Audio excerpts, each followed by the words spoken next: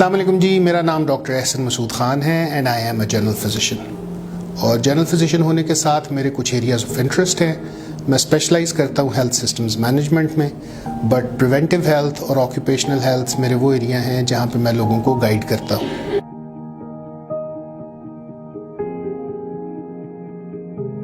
आजकल गर्मी का मौसम है, बहुत सारे दोस्त अहबाब हीट स्ट्रोक के बारे में क्यूरियस भी रहते हैं, पूछते भी रहते हैं।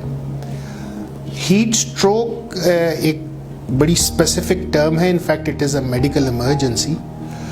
हीट स्ट्रोक से पहले हम बात करते हैं हीट रिलेटेड इमरजेंसीज, और ये एक सीक्वेंशियल पैटर्न है जिसमें बतदरीज प्रॉब्लम ख़तरनाक होती जाती है। ये 3 प्रॉब्लम्स हैं।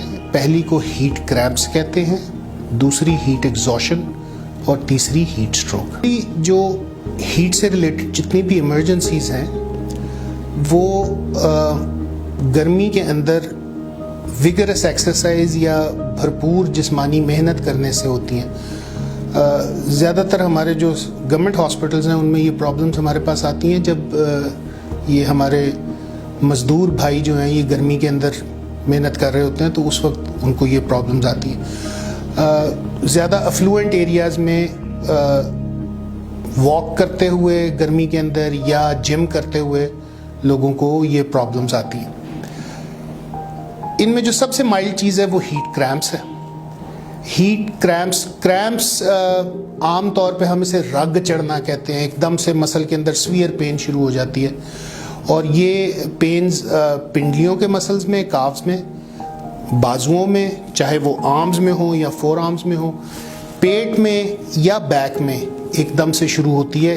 उसमें क्रैम्प्स होते हैं, पेनफुल हो जाता है मसल, और इसके साथ स्वेटिंग और हेडेक्स ये भी हो सकती हैं। इसका इलाज बड़ा सीधा सा है कि मरीज़ को ठंडी जगह पे लिटा दें, उसको थोड़ी देर के लिए रेस्ट करने दें, उसको चीनी और नमकियात मिली हुई ठंडी मशरूबात पिलाएं।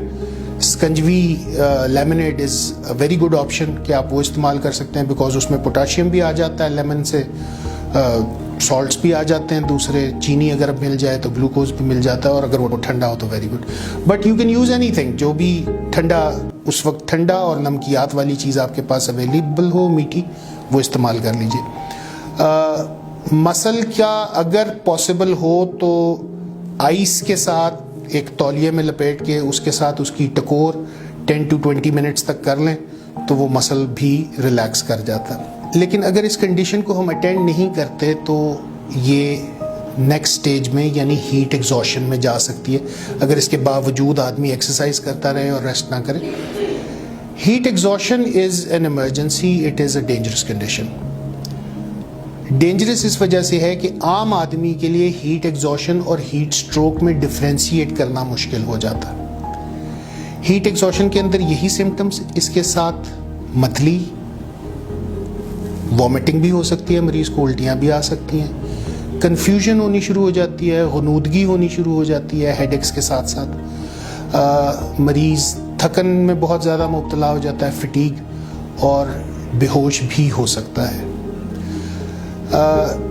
इस मरीज़ का इलाज भी यही है कि इसको सबसे पहले तो किसी ठंडी जगह पे मूव करके लिटा दीजिए, रिलैक्स कीजिए, और आपके पास जो भी इमरजेंसी सर्विसेज अवेलेबल हैं, पंजाब में हमारे पास अब हर जगह पे ही 1122 अवेलेबल है, उसको प्लीज़ कॉल कर दीजिए ताकि वो आके इस मरीज़ को प्रॉपर मेडिकल हेल्प के पास लेके जा सके। बट जितनी देर तक वो नहीं आते उतनी देर तक उसको लिटाइए। जितने ज़्यादा से ज़्यादा कपड़े पॉसिबल इस मरीज़ के उतारे जा सकते हैं उन्हें उतार दें। आपके पास अगर कोई स्प्रे वाली बोतल मौजूद है तो ठंडा पानी भर के उसमें स्प्रे कीजिए। अगर आप स्प्रे नहीं कर सकते तो डैम्प कपड़ा, गीला कपड़ा, वो बगल में, टांगों के दरमियान और नेक के इर्द गिर्द, ये वो पॉइंट्स हैं जहाँ पे हमारी ब्लड सप्लाई ज़्यादा होती है तो हीट ज़्यादा निकल रही होती है। तो अगर हम यहाँ पे ये रखते हैं तो ज़्यादा से ज़्यादा वो हीट आपके जिस्म में से निकाल सकते हैं। इन जगहों के ऊपर गीले कपड़े रखिए, और मरीज़ को अगर वो होश में है और पानी पी सकता है तो ठंडे मशरूबात जिनमें चीनी और नमकियात हो वो पिलाएं। इससे अगली स्टेज जो कि लाइफ थ्रेटनिंग है, जानलेवा हो सकती है अगर उसे ना अटेंड किया जाए, तो वो है हीट स्ट्रोक। हीट स्ट्रोक और हीट एग्जॉशन की सिम्टम्स के अंदर आम आदमी के लिए ज़्यादा फ़र्क नहीं होता, सिवाय इसके कि अगर मरीज़ को खुदा न खास्ता झटके भी लगने शुरू हो जाएं तो आप बता सकते हैं कि ये हीट स्ट्रोक में है। इस कंडीशन के अंदर भी आपको ऑब्वियसली पेशेंट को ठंडी जगह पे रखना है। अगर पॉसिबल हो तो नेक तक, गर्दन तक उसको पानी में इमर्स कर दें, डुबो दें। नहीं पॉसिबल तो ठंडे स्प्रेज ज़रूर करें। वो भी नहीं पॉसिबल तो गीले कपड़े के साथ उसका मसाज करके वही बगलों में और टांग के दरमियान और नेक के इर्द गिर्द वो पानी रखें जब तक 1122 नहीं आता।